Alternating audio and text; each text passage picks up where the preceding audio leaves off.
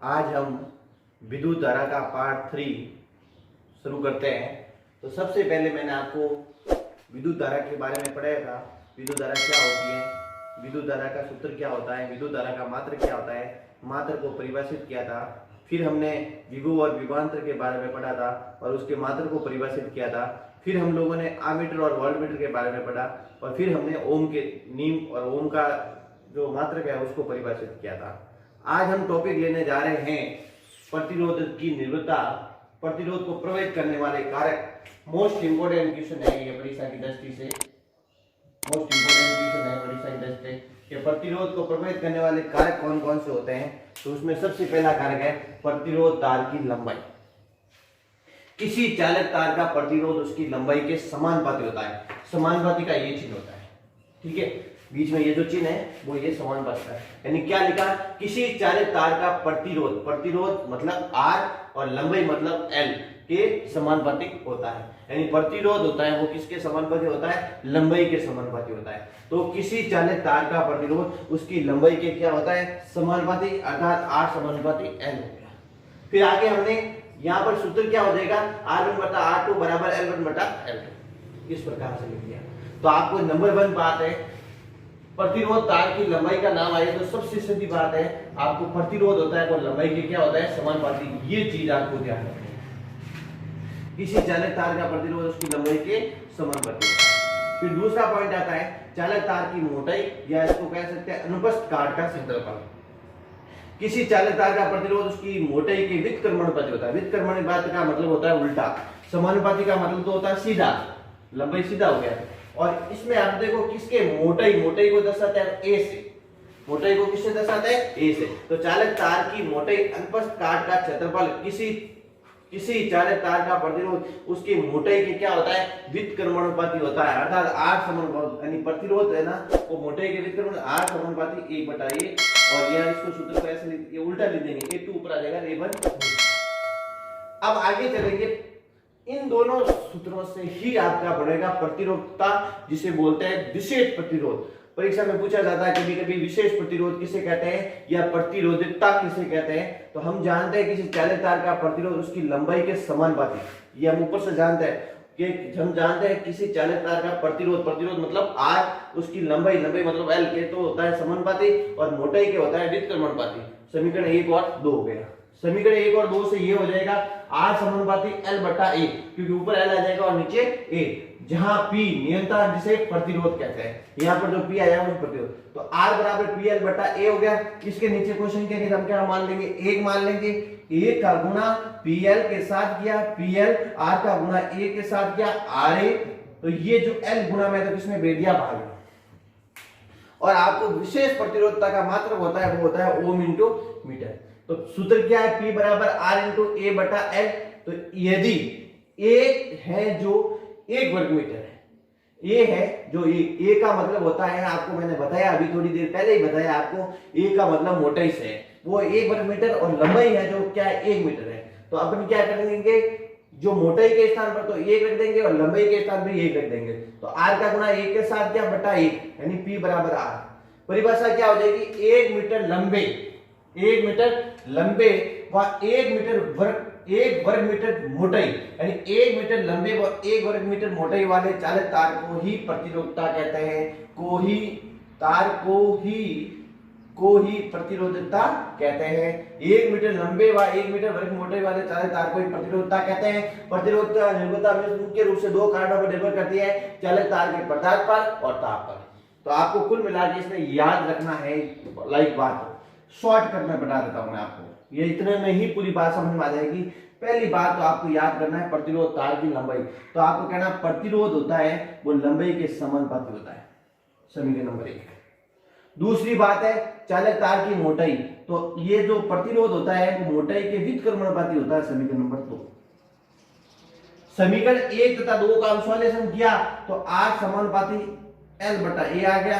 फिर समानुपाती का चिन्ह हटाया क्योंकि उसके स्थान पर विशेष प्रतिरोध आ गया, वो आ गया A, नियंत्रक आ गया वो है। तो R बराबर PL बटा A, यही आपका होता है और यही आपका होता है विशेष प्रतिरोध। और विशेष प्रतिरोध के अंदर हमने बाद में क्या किया, एक के स्थान पर 1 वर्ग मीटर और एल के स्थान पर 1 मीटर लिया, जिससे पी बराबर आर आ गया। 1 मीटर लंबे व 1 मीटर वर्ग मीटर मोटाई वाले चालक तार को क्या कहते हैं? प्रतिरोधकता। आज हम विद्युत धारा का पार्ट 3 शुरू करते हैं। तो सबसे पहले मैंने आपको विद्युत धारा के बारे में पढ़ाया था, विद्युत धारा क्या होती है, विद्युत धारा का सूत्र क्या होता है, विद्युत धारा का मात्रक क्या होता है, मात्रक को परिभाषित किया था। फिर हमने विभव और विभवांतर के बारे में पढ़ा था और उसके मात्रक को परिभाषित किया था।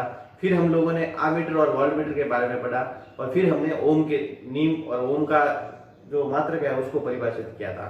आज हम टॉपिक लेने जा रहे हैं प्रतिरोध की निर्भरता, प्रतिरोध को प्रभावित करने वाले कारक। मोस्ट इंपोर्टेंट क्वेश्चन है ये परीक्षा की दृष्टि से, मोस्ट इंपोर्टेंट क्वेश्चन है परीक्षा की दृष्टि से कि प्रतिरोध को प्रभावित करने वाले कारक कौन कौन से होते हैं। तो उसमें सबसे पहला कारक है प्रतिरोध तार की लंबाई।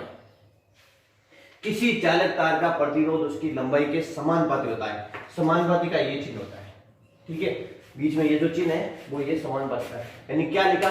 किसी चालक तार का प्रतिरोध, प्रतिरोध मतलब आर और लंबाई मतलब एल के समानुपाती होता है। यानी प्रतिरोध होता है वो किसके समानुपाती होता है? लंबाई के समानुपाती होता है। तो किसी चालक तार का प्रतिरोध उसकी लंबाई के क्या होता है? समानुपाती, अर्थात आर समानुपाती एल हो गया। फिर आगे हमने यहाँ पर सूत्र क्या हो जाएगा? R1 बटा R2 बराबर L1 बटा L2, इस प्रकार से लिख दिया। तो आपको नंबर 1 बात है, प्रतिरोध तार की लंबाई का नाम आए तो सबसे सीधी बात है आपको प्रतिरोध होता है वो लंबाई के क्या होता है? समानुपाती। ये चीज आपको ध्यान रखनी है, किसी चालक तार का प्रतिरोध उसकी लंबाई के समानुपाती होता है। फिर दूसरा पॉइंट आता है चालक तार की मोटाई, या इसको कह सकते हैं अनुप्रस्थ काट का क्षेत्रफल। किसी चालक तार का प्रतिरोध उसकी मोटाई के व्युत्क्रमणानुपाती होता है। व्युत्क्रमणानुपाती का मतलब होता है उल्टा, समानुपाती का मतलब तो होता है सीधा, लंबाई सीधा हो गया। और इसमें आप देखो किसके मोटाई, मोटाई को दर्शाते हैं ए से, मोटाई को किससे दर्शाते हैं? ए से। तो चालक तार की मोटाई अनुप्रस्थ काट का क्षेत्रफल, किसी चालक तार का प्रतिरोध उसकी मोटाई के क्या होता है? व्युत्क्रमणानुपाती होता है, अर्थात आर समानुपाती। यानी प्रतिरोध है ना वो मोटाई के व्युत्क्रमण आर समानुपाती 1 बटा ए। और यह इसको सूत्र को ऐसे ये उल्टा लिख देंगे, A2 ऊपर आ जाएगा, A1 नीचे। अब आगे चलेंगे, इन दोनों सूत्रों से ही आपका बढ़ेगा प्रतिरोधकता, जिसे बोलते हैं विशेष प्रतिरोध। परीक्षा में पूछा जाता है कभी कभी विशेष प्रतिरोध किसे कहते हैं या प्रतिरोधकता किसे कहते हैं। तो हम जानते हैं किसी चालक तार का प्रतिरोध उसकी लंबाई के समानुपाती, ये हम ऊपर से जानते हैं कि हम जानते हैं किसी चालक तार का प्रतिरोध, प्रतिरोध मतलब आर, उसकी लंबाई, लंबाई मतलब एल के तो होता है समानुपाती और मोटाई के होता है व्युत्क्रमणानुपाती। समीकरण 1 और 2 हो गया। समीकरण 1 और 2 से ये हो जाएगा आर समानुपाती एल बटा ए, क्योंकि ऊपर एल आ जाएगा और नीचे ए, जहां पी नियंत्रण जिसे प्रतिरोध कहते हैं। यहाँ पर जो पी आया वो प्रतिरोध, तो आर बराबर पी एल बटा ए हो गया। इसके नीचे क्वेश्चन के लिए हम क्या मान लेंगे? 1 मान लेंगे। ए का गुना पीएल के साथ किया, पीएल आर का गुना ए के साथ किया, आर ए। तो ये जो एल गुना में तो किसमें भेज दिया? भाग। और आपको विशेष प्रतिरोधकता का मात्रक होता है वो होता है ओम इंटू मीटर। तो सूत्र क्या है? P बराबर R इंटू ए बटा एल। तो यदि ए है जो 1 वर्ग मीटर है, ए है जो ए का मतलब होता है, आपको मैंने बताया अभी थोड़ी देर पहले ही बताया आपको, ए का मतलब मोटाई से है, वो 1 वर्ग मीटर और लंबाई है जो क्या है? 1 मीटर है। तो अपन क्या करेंगे? जो मोटाई के स्थान पर तो 1 रख देंगे और लंबाई के स्थान पर 1 रख देंगे। तो r का गुना 1 के साथ क्या बटा 1, यानी P बराबर R। परिभाषा क्या हो जाएगी? 1 मीटर लंबे, 1 मीटर लंबे व 1 वर्ग मीटर मोटाई, यानी 1 मीटर लंबे व 1 वर्ग मीटर मोटाई वाले चालक तार को ही प्रतिरोधकता कहते हैं। को ही प्रतिरोधकता कहते हैं। 1 मीटर लंबे व 1 मीटर वर्ग मोटाई वाले चालक तार को ही प्रतिरोधकता कहते हैं। प्रतिरोधकता निर्भरता में मुख्य रूप से 2 कारणों पर निर्भर करती है, चालक तार के पदार्थ पर और ताप पर। तो आपको कुल मिला के इसमें याद रखना है, लाइक बात शॉर्टकट में बता देता हूं मैं आपको, ये इतने में ही पूरी बात समझ में आ जाएगी। पहली बात तो आपको याद करना है प्रतिरोध तार की लंबाई। तो आपको कहना प्रतिरोध होता है वो लंबाई के समानुपाती होता है, समीकरण नंबर 1। दूसरी बात है चालक तार की मोटाई, तो ये जो प्रतिरोध होता है वो मोटाई के व्युत्क्रमणानुपाती होता है, समीकरण नंबर 2। समीकरण 1 तथा 2 का सॉल्यूशन किया तो R समानुपाती L बटा ए आ गया। फिर समानुपाती का चिन्ह हटाया क्योंकि उसके स्थान पर विशेष प्रतिरोध आ गया, वो आ गया ए, नियंत्रक आ गया वो ए। तो R बराबर पी एल बटा ए, यही आपका होता है, और यही आपका होता है विशेष प्रतिरोध। और विशेष प्रतिरोध के अंदर हमने बाद में क्या किया, एक के स्थान पर 1 वर्ग मीटर और अल के स्थान पर 1 मीटर लिया, जिससे P बराबर R आ गया। 1 मीटर लंबे व 1 मीटर वर्ग मीटर मोटे वाले चालक तार को क्या कहते हैं, प्रतिरोधकता। हम बढ़ते हैं प्रतिरोधों का संयोजन। प्रतिरोधों का संयोजन निम्न दो प्रकार से होता है, एक तो श्रेणी क्रम संयोजन और एक समांतर। दोनों ही इंपॉर्टेंट टॉपिक है, क्योंकि जो इसमें परीक्षा के अंदर लगभग आंकिक क्वेश्चन पूछा जाता है वो समांतर क्रम और संयोजन, या तो समांतर क्रम या श्रेणी क्रम संयोजन के ऊपर ही पूछा जाता है। या परीक्षा के अंदर जो क्वेश्चन आता है वो श्रेणी क्रम संयोजन और समांतर क्रम संयोजन का तुल्य प्रतिरोध का सूत्र स्थापना का सवाल आता है। तो आप सबसे पहले हम पढ़ते हैं श्रेणी क्रम संयोजन। तो श्रेणी क्रम संयोजन हम सर्वप्रथम 3 चालक तार लेते हैं। चालक तार जैसे R1, R2 और R3। R1 का जो दूसरा सिरा, ये देखो R1 का ये पहला सिरा और ये दूसरा सिरा, दूसरे सिरे को R2 के पहले सिरे से जोड़ देते हैं। ये देखिए बोर्ड के ऊपर देखो, सबसे पहले सर्वप्रथम हम 3 चालक तार लेते हैं, R1, R2, R3।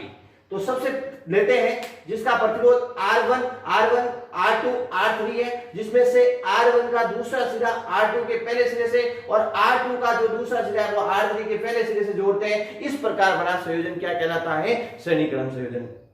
तो श्रेणी क्रम संयोजन की परिभाषा तो आप आराम से याद कर सकते हो कि सर्वप्रथम हम 3 चालक तार लेते हैं। सर्वप्रथम हम क्या करते हैं, 3 चालक तार लेते हैं जिसका प्रतिरोध R1, R2 व R3 है। R1 के दूसरे सिरे को R2 के पहले सिरे से और R2 के दूसरे सिरे को R3 के पहले सिरे से जोड़ते हैं। इस प्रकार बना संयोजन क्या कहलाता है, श्रेणी क्रम संयोजन कहलाता है। अब श्रेणी क्रम संयोजन के लिए विशेषताएं बता देता हूं कि श्रेणी क्रम संयोजन में जुड़े सभी प्रतिरोध तार में प्रवाहित धारा का मान होता है वो समान होता है, यानी I होती है वो क्या होती है, समान होती है।